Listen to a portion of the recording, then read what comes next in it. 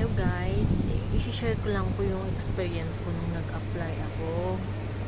Um, tungkol po sa medical. Kailangan ka pala, dapat mag-fasting ka. Kasi ako nun talaga, problema ko talaga yung nagka-problema ako sa medical ko. Oh my God, akala ko noon talaga hindi na ako makakaalis. Oo, kasi nagka-problema yung medical ko ilang beses, kaya akong napabalik-balik noon sa QBC. Grabe yung pinagdaanan ko noon. Parang gusto ko nang sumuko noon kasi every week yata akong bumabalik. Tapos sabi ko, Lord, hindi na yata ako makakaalis. Sana, sabi ko pa nga, sabihin na lang agad kung bagsak ako, kasi sayang yung mga nagagastos ko noon. Ang laki din po kayang nagastos ko sa pagpapamedical ko po, kasi meron pa yung ibang clinic ako pumunta kasi wala silang gamit sa tawag nito, yung sa CT scan, gano'n. Nag-purchase CT scan pa ako, kaya grabe din yung ko noon, pinagdaanan ko bago ako makarating dito sa Qatar.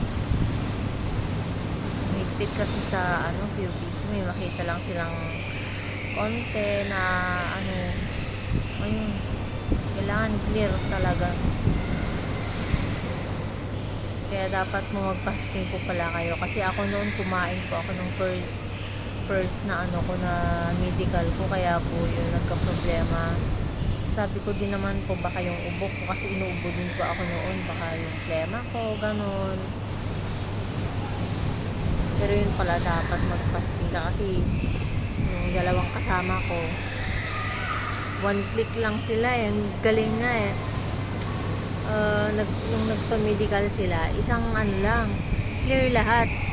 Kasi sila nag-fasting daw sila, hindi sila kumain kahit tubig, wala gabi hanggang umaga, hanggang natapos yung medical nila. Ayun, okay naman yung result ng medical nila, kaya konti lang yung nagastos nila. Ako talaga ang dami.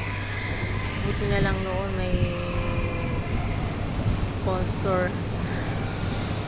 Kung wala, siguro na ako give up ako doon. Kung walang pera, wala, give up ka talaga. Buti na lang talaga. Kaya nagpapasalamat pa rin naman ako sa tita namin na tumulong sa akin para sa mga pangangailangan ko sa gastusin.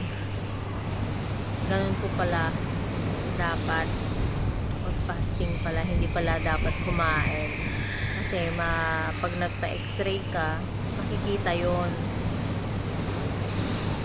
So yun lamang po, salamat sa panonood. Hindi ko ma-smile yung bibig ko kasi nag-dry siya